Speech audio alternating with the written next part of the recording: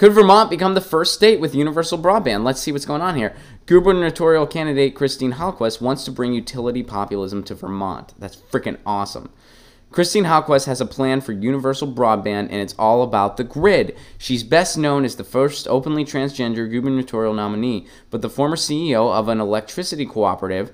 That's awesome. That means she knows what she's doing on the tech end, which I do not know. I always say that, and I'm like, I know on the tech end, not my area, but the policy end, the kind of activism end, and just the end of understanding the issue, that's where I try to do my part. So what's going to happen here? And this is awesome. David, thank you so much for sharing this. This really goes into our first story, and this is my first time hearing about it. And if you can hear it in my voice, I'm pretty fucking stoked. And not just stoked, fucking stoked. If successful, her plan would bring affordable, modern connections to every home and business in Vermont. An extraordinary outcome anywhere, but especially in an overwhelmingly rural state. Since utility companies are tightly regulated in the public interest, this infrastructure deployment would starkly contrast with the dominant American model, in which private internet service providers like Verizon are free to discriminate against consumers if it helps them make more money. Hallquist's model could also benefit the existing electrical grid, making power distribution more efficient and taking fuller advantage of renewable energy resources. Politicians often treat utility equity as a wonky footnote, but it has deeply human consequences. That's very true. So she's fighting an uphill battle against Republican incumbent Phil Scott, whose approval rating has tumbled in recent months. Recent polling has him up somewhat, but with a wide degree of voter uncertainty. Hallquist has a real shot at becoming Vermont's next governor. Oh man, that is huge. So I admittedly don't know much else about this candidate, but I'm assuming if she is so passionate about something like this, she's likely very good on other issues too, and certainly better than a Republican. So I will be looking more into this candidate. Admittedly, this is my first exposure to her, so I don't want to say too much because I don't know a ton about the person. But this is huge, and I am, of course, 110% behind this and want to try to reach out to this person to get them on the show. And whether she wins or loses, this would be huge. I mean, you know, Rokana and I have talked about some statewide initiatives, but it's just been conversations on Get Your News On with Ron, and that's been the extent of it, which, I don't have I don't have any pull when it comes to policy. I'm not even able to get stuff moving in my own neighborhood. I'm trying. I'm not giving up, but I'm still kind of pushing the car up a hill. I don't think that's the phrase, but you get the idea. So, but statewide initiatives would be very helpful because then you can get everybody on board on the statewide level, and it just. You can take the chunks will become bigger. You know what I mean? Because a municipality is much smaller than a state, obviously. I didn't need to say that, did I? I think you all know that. Like, wow, Ron, that's really how astute you are. Today on Get Your News On with Ron, we learned that, in fact, a state is bigger than a community. 3, also a bigger number than 1. Ron has a master's degree, and man, times like this, it really fucking shows. He's a genius.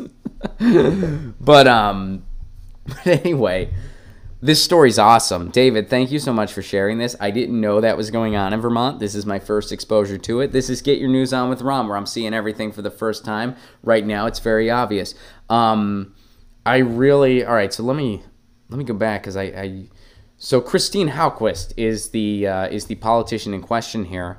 Let's go ahead and look a little bit more into her. So let's see her Twitter.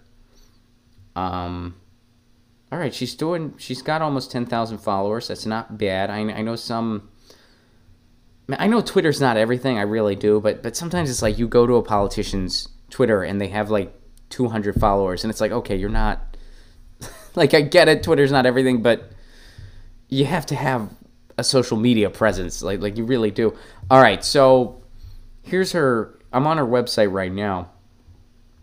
So let's see.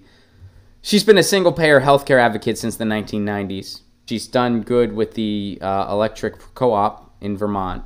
She supports the Fight for 15. All right, here, let's go over to... Here, let me show it to you guys.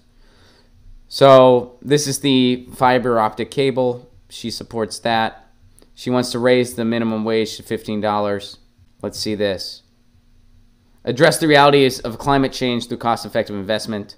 Follow the solar pathways for reaching a 90% renewable energy supply by 2050.